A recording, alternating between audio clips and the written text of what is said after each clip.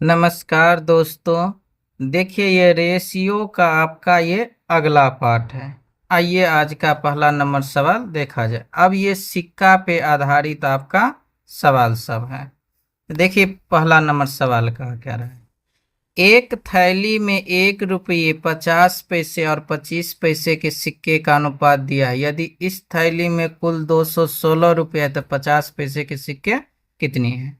तो देखिए एक थैली में आपको दिया गया है कि 1 रुपया 50 पैसे और 25 पैसे के सिक्का का अनुपात आपका दिया गया है। सिक्का का अनुपात है आपका 2:3:4। तो देखिए सिक्का वाला सवाल का कॉन्सेप्ट क्या कहता है। अगर सिक्का का अनुपात दिया है तो मूल्य का अनुपात निकाल लेंगे।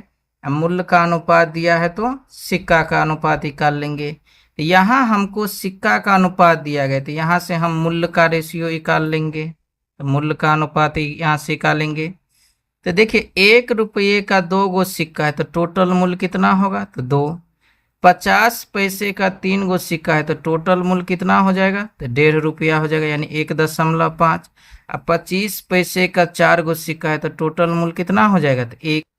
सवाल में देखिए कुल मूल्य दे दिया है आपका 216, तो बट्टा में अनुपात में कुल मूल्य कितना तो 2 1 3 1 4 4, यानी कि 4.5 बट्टा में आएगा।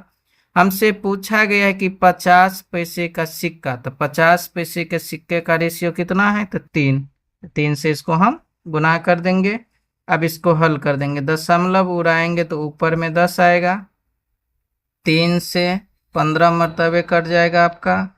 अब यहाँ से इसको काट देंगे तो 5 दूना के 10, 5 तिया के 15, 3 से 7 तिया के 3 दूना के 6, तो 2 दूना के 4, 7 दूना के 14, यानी 50 पैसे के सिक्का टोटल 144 है। देखिए अगला नंबर सवाल। कहा गया है कि एक थैली में 1 रुपया 50 पैसा और 25 पैसे के कुल 378 सिक्के हैं, जिनके मूल्य का अनुपात दिया गया है कि 13:11:7 के अनुपात में है। तो पूछा गया कि 50 पैसे के कुल कितने सिक्के हैं। तो देखिए इस बार मूल्य का अनुपात दिया गया तो यहाँ से हम सिक्का का अनुपात निकाल लेंगे। तो 1 रुपये का टोटल 13 मूल्य है, तो यानी कि 13 रुपया बनाने के लिए 1 रुपया कै गो एकटक ही रखना पड़ेगा तो 13 गो, तो 13 गो सिक्का हो गया। अनुपात 50 पैसे वाला कितना सिक्का हम रखे कि 11 रुपया बन जाए, तो 2 गो 50 पैसे मिल करके 1 रुपया बनता है, तो 22 गो 50 पैसे मिलाएंगे तो 11 रुपया बन जाएगा। इसी तरह 25 पैसे वाला सिक्का का मूल्य है टोटल 7 और 4 50 पैसे सिक्का मिलता है तो 1 रुपया बनता है, तो 7 रुपया बनाने के लिए 7 चौक 28 गो सिक्का रखना पड़ेगा। तो ये सिक्का का रेशियो निकल गया।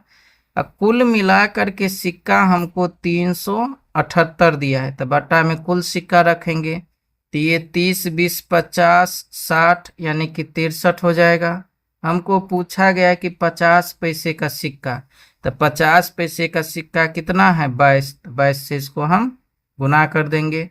अब इसको हम हल कर देंगे, इसको हम काटेंगे, ये 6 मरतबे आपका कट जाएगा। तो ये 6 दूना 12, 6 दूना 12 1 13, यानी कि 50 पैसे का टोटल 132 सिक्का होगा। देखिए अगला नंबर सवाल। कहा गया कि एक थैली में 150 रुपया है, जिसमें 25 पैसे 10 पैसे और 5 पैसे के सिक्के शामिल है तथा इन सिक्कों का अनुपात दिया गया है। सिक्का का अनुपात आपका है 1:2:3 के अनुपात में। तो पूछा गया कि थैली में 10 पैसे के कितने सिक्के हैं। तो सिक्का का रेशियो, तो यहाँ से पहले हम मूल्य का रेशियो निकाल लेंगे। तो देखिए 25 पैसे वाला एगो सिक्का है तो टोटल कितना मूल्य होगा तो 25 पैसा, तो इसको रुपया में बदल लेंगे, यानी कि 0.25 रुपया हो जाएगा। इसी तरह 10 पैसे वाला 2 गो सिक्का है तो टोटल मूल्य कितना हो जाएगा 20 पैसा। रुपया में बदलेंगे तो 0.20 रुपया हो जाएगा। इसी तरह 5 पैसे वाला 3 गो सिक्का है तो इसका मूल्य आपका हो जाएगा 15 पैसा, यानी कि 0.15 रुपया। रुपया में बदलने के लिए 100 से भागा दिया जाता है। अब कहा गया कुल थैली में आपका रुपया है 150, तो बट्टा में हम कुल रुपया रख देंगे तो ये कुल रुपया आपका हो जाएगा 40, 20, 60, यानी कि 0.60। हमको निकालना है 10 पैसे के सिक्के, तो 10 पैसे का सिक्का कितना है तो 2, तो 2 से इसको हम गुना कर देंगे। अब इसको हम हल कर देंगे तो देखिए दशमलव उड़ाएंगे तो ऊपर में 100 आ जाएगा। अब यहाँ से इसको काट देंगे तो देखिए 0 से 0 गया, 2 से 3 मरतबे, 3 से 5 मरतबे, ये बराबर होगा 500, यानी कि 10 पैसे के सिक्का टोटल इसमें 500 है।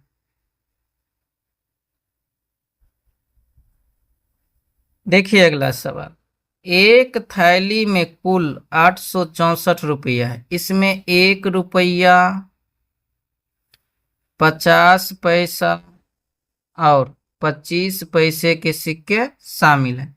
इन सिक्कों का अनुपात आपका दिया गया है कि सिक्का का अनुपात है आपका 2:3:4 के अनुपात में है। तो थैली में 25 पैसे के सिक्के कितने हैं? तो देखिए सिक्का का रेशियो मालूम है तो मूल्य का अनुपात यहाँ से हम निकाल लेंगे। तो 1 रुपये वाला 2 गो सिक्का है तो टोटल मूल्य 2 रुपया हो जाएगा। इसी तरह 50 पैसे वाला 3 गो सिक्का है तो टोटल 1.5 रुपया हो जाएगा। अब 25 पैसे वाला 4 गो सिक्का है तो टोटल 1 रुपया हो जाएगा। टोटल मूल्य सवाल में दिया गया है कि 864 है, तो बट्टा में टोटल मूल्य लिखेंगे तो ये 4, 2, 2, 4, 4 रुपया होगा। हमको निकालना है 25 पैसे का सिक्का, तो 25 पैसे का सिक्का कितना है 4, 4 से इसको हम गुना कर देंगे। अब इसको हम हल कर देंगे, दशमलव उड़ाएंगे तो ऊपर में 10 से गुना हो जाएगा। अब इसको काट देंगे, 5 दूना के 10, 9 पचे 45, 9 एक 9, 9 नमा 81 और 9 छक्के 54। अब इसको गुना करेंगे, 2 चौका 8, 8 छक 48 के 8, हाथ में 4, 9 अट्ठे 72, 4 हो जाएगा 76। तो टोटल इसमें 25 पैसे का सिक्का होगा 768।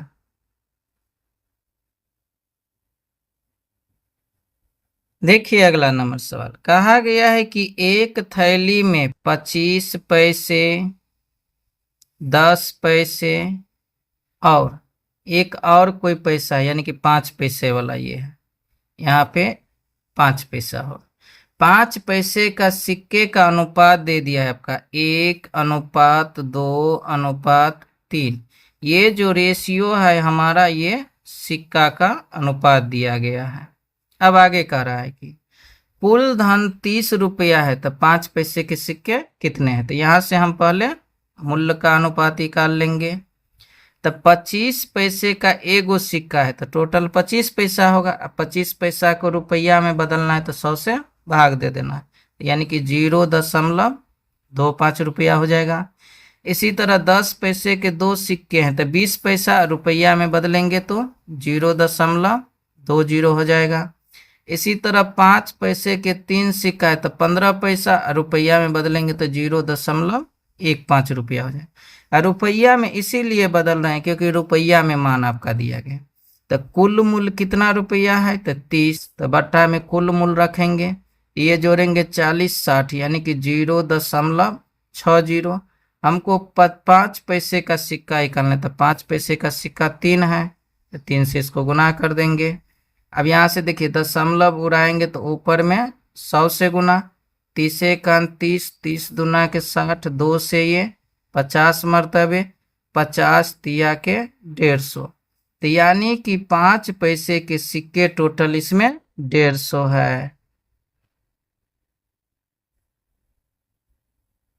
देखिए अगला नंबर सवाल, कहा गया कि एक व्यक्ति के पास 1 रुपया, 5 रुपया और 10 रुपया के नोट है। तो देखिए यहाँ सिक्का नहीं लिख करके क्या लिख दिया है, तो नोट। तो अगर डॉलर वाला पैसा है तो उसे सिक्का कहते हैं, और कागज वाला पैसा रहता है उसे नोट कहते हैं। तो यानी कि ये जो नोट है आपका, यही आपका क्या है, सिक्का है, क्योंकि ये कागज वाला का दिया गया है, तो इसी को हम सिक्का कहेंगे। आज कह रहा है कि जिसका कुल मूल्य है 640 रुपया, और यदि प्रत्येक प्रकार की नोट समान है तो उस व्यक्ति के पास कुल कितने नोट है। कहा गया कि सभी तरह का नोट समान है, यानी समान है, यानी कि ये एक होगा तो ये भी एक के होगा, ये भी आपका एक के होगा। अगर 2 लीजिएगा तो सब 2 होगा, जब अनुपात लगाइएगा तो 1:1:1 में आएगा। तो यानी कि आप कोई भी मान लीजिएगा तो रेशियो आपका 1:1 ही होगा। तो देखिए यहाँ से हमको नोट या सिक्का का रेशियो मालूम है, तो यहाँ से हम मूल्य का अनुपात निकाल लेंगे। तो देखिए 1 रुपये का एगो नोट है तो टोटल मूल्य कितना होगा, तो 1 रुपया। 5 रुपये का 5 माने एगो नोट है तो टोटल मूल्य कितना हो जाएगा, तो 5 रुपया हो जाएगा। और 10 रुपये का भी एगो नोट है तो टोटल मूल्य कितना हो जाएगा, 10। अब सवाल में कहा गया टोटल मूल्य 640 है, तो टोटल मूल्य अनुपात में है कितना, 10, 5, 15, 1, 16, तो बट्टा में 16। हमसे इस बार पूछ दिया है कि कुल नोट बताना है, तो कुल नोट तीनों मिला करके कितना है, 3, तो 3 से गुना कर देंगे। अब इसको हल, 16 चौका 64, 4 तिया 12, तो टोटल नोट मिला करके है 120।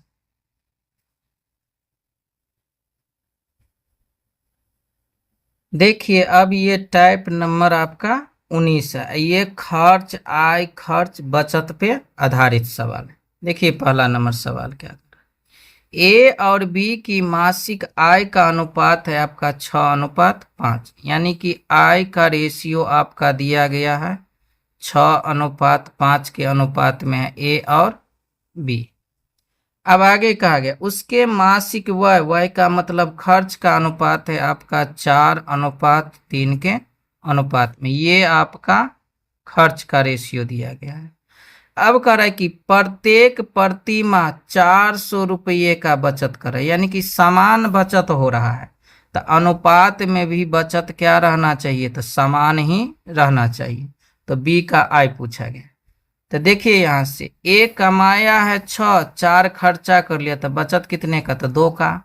इसी तरह बी कमाया है 5, खर्चा कर लिया है 3, तो बचत कितने का, तो 2 का। यानी कि ये समान बचत है। अगर समान बचत नहीं रहता तो इसको समान बचत हम करते, जो कि आगे के सवाल में आएगा आपका।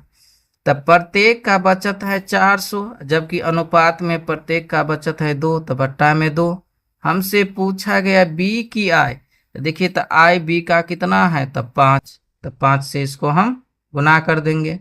यही बी का आय निकलेगा, तो 2 से ये 200 मरतबे, 5 दूना के 10, यानी कि बी का आय है आपका 1000 रुपया।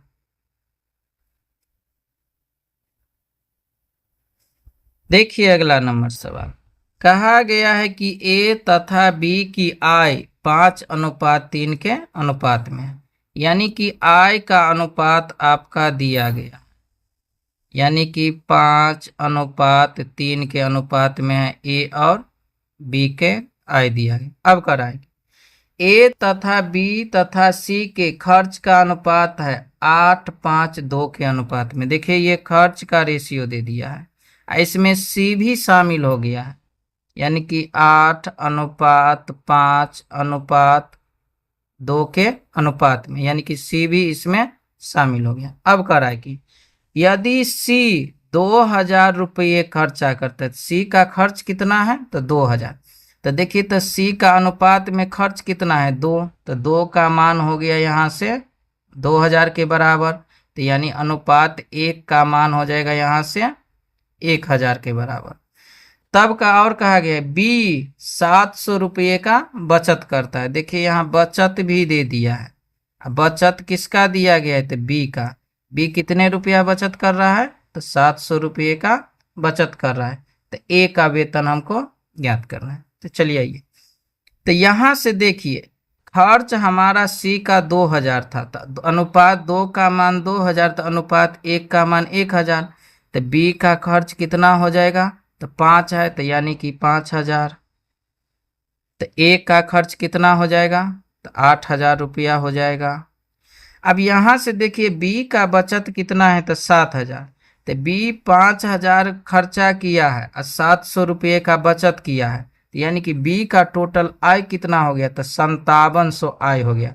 और जबकि बी का आय अनुपात में कितना है, तो 3। तो 3 का मान हो गया आपको 5700 के बराबर, तो अनुपात 1 का मान हो जाएगा आपका 1900 के बराबर। तो हमसे ए का वेतन पूछा गया है, तो ए का वेतन कितना है, 5, तो यानी कि 5 का वैल्यू निकालना है। तो 19 पंचे 95, तो यानी कि ए का वेतन कितना है आपका, तो 95,000। देखिए अगला सवाल, ये बहुत ही बेहतरीन सवाल है। कहा गया है कि ए तथा बी के वेतन का योग 2100 है। ए अपने वेतन का 80% और बी अपने वेतन का 70% खर्चा कर देते हैं, और उनकी बचत का अनुपात दे दिया है आपका कि 4:3 का है। बचत का अनुपात है 4:3 के अनुपात में है। तो ए का वेतन पूछा गया हमसे। आइए देखिए, ए अपने वेतन का 80% खर्चा किया, तो 80% का मान 4/5, यानी कि टोटल है 5, जिसमें 4 खर्चा कर लिया, तो बचाया कितना, तो 1। जबकि अनुपात में कितना था, 4। तो यानी कि 1 का वैल्यू 4 के बराबर, तब 5 का वैल्यू कितना हो जाएगा, तो 20 के बराबर। तो ए का आय कितना हो जाएगा, तो 20। ये आपका ए का आय निकल गया।